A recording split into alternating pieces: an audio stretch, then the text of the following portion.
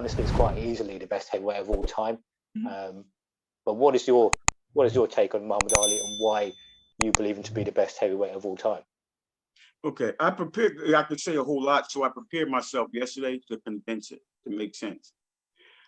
We'll start with the first one. Today, and there is more than anywhere else. There is black and white. Today, white experts vote, always vote Ali as the best ever. Now, I say that because he is so good that even the urge to be biased is pushed down because he was that good. Okay? When we look at him losing to Ken Norton, if we look at those three, there's things that most people don't understand. One, Ali was the A side his entire career. The A side his entire career. One of the few fighters that was the A side his entire career, even without a title. Which means that he only fought people because he chose to fight them. And Norton breaks his jaw. He fights him 2 more times after that. So here we have a guy who people think beat him. That's their opinion. Obviously, it was a close fight, but he chooses to fight this man, right? After he breaks his jaw. I'll contrast that with 6 years of Floyd Mayweather avoiding Manny Pacquiao. 6 years in his division, after being tested, after being knocked out by someone else, still refuses to fight him. Okay? I have to get that in, right? I'll quickly add as well, Ali did not avoid anyone. He fought everyone. Gave everyone a shot. Okay? Now, he fights that guy 3 times. He fights Smoking Joe Frazier. When he fights Joe Frazier the first time, Joe Frazier is the Manny Pacquiao of the heavyweight division. And Ali is not avoiding him. Not only is he not avoiding him, but he's showing up at Joe Frazier's gym and challenging him.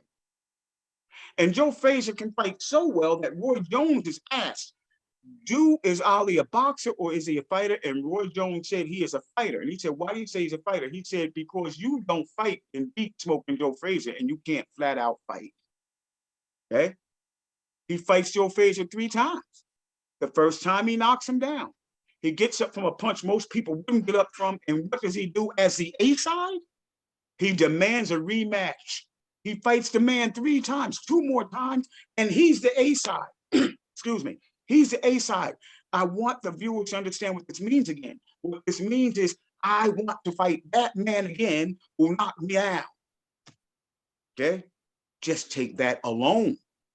And you're talking about a man unlike we still have seen today. We haven't seen any man like that in the ring today like that.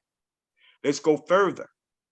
What people also forget is as Cassius Clay, unlike Floyd Mayweather, and unlike a lot of other fighters, Cassius Clay was a consensus best light heavyweight in the world as an amateur. It was nobody surprised that Cassius Clay turned into being a good fighter. They just didn't think he would be a great fighter. At 155 and 5, he was a consensus best light heavyweight in the world. Not winning a Golden Glove here, not winning a Golden Glove there, in the world. Okay? So he did not come in being a surprise that he was a good fighter. Now let's look at stats. You have 10 all-time great heavyweights or 10 all-time great in any division. You know where I'm going with this, right? You can have your entire 100% agree with you. I know what's coming. I agree with you 110%. Okay? Carry on, please. You can have your entire career and not fight one all-time great. You will fight a pound for pound because if you won a title at any time in your life, even if you defend it one time, you might eventually get a Hall of Fame, excuse me. You might eventually get into the Hall of Fame. But an all-time great, you only have 10. There are people who go their whole career and don't fight one. The consensus to any expert is George Foreman, Sonny Liston, and Joe Frazier, all 3, wherever they placed them, happen to be in the top 10 all-time great. Ali beat all 3 of them. He beat 30% of the all-time great heavyweights in history, 30%. Let's put that there. Now, let's look at all-time hardest punches. Between Ernie Shavers and George Foreman, depending on who you're talking to, they're 1 and 2. Joe Frazier usually ends up around 6 and 7. Him and Rocky Marciano will switch places. Ali stands up against George Foreman, Joe Frazier 3 times, and Ernie Shavers, okay? And beats all 3 of them, doesn't get knocked out. When we look at Ernie Shavers and George Foreman, he's way past his prime. Not only is he past his prime with both of them, but with George Foreman, the strategies to get hit. Let's let that sink in. I pause for effect. Against the Mike Tyson of his day, his strategy is to get hit. And since the odds are overwhelmingly against him, the rope that he used to this day is in the Smithsonian Institute. Because he was a 200-to-1 underdog. Unbelievable. Okay? All this is done with 3 years missing from his prime. Yeah. All of this is done, Floyd Mayweather fans, with 3 years missing from his prime. 3 years, 27, 26, those are primes. Look at any fighter and look at what they did during those 3 years. It's gone. It's gone. Lastly, we have a man named Jimmy Jacobs. Jimmy Jacobs was a former manager of Mike Tyson. Jimmy Jacobs had a film library so huge, he sold it to ESPN. He had a machine that could actually record and gauge the speed of the people on film. He said he put a film up of Ali and put a film up of Sugar Ray Robinson, a welterweight known for his speed. And he said Ali was twice as fast as Sugar Ray Robinson, twice as fast as a welterweight, twice as fast as welterweight. So I was finished with that, but I got one more. With all this speed, what was Ali in the early part of his career? With all that speed, Muhammad Ali was a knockout artist. He predicted the round and he was knocking out people. With his losses, his knockout percentage is higher than Floyd Mayweather as an undefeated fighter. So 30% of the all-time great heavyweights, not the best at that time, all-time great heavyweights, 30% he beats himself. The hardest punchers, he takes their blows, doesn't go down. The fastest heavyweight in history, according to Jimmy Jacobs, twice as fast as Sugar Ray Robinson. 3 years of his life were taken away from him, and he still is the greatest heavyweight of all time.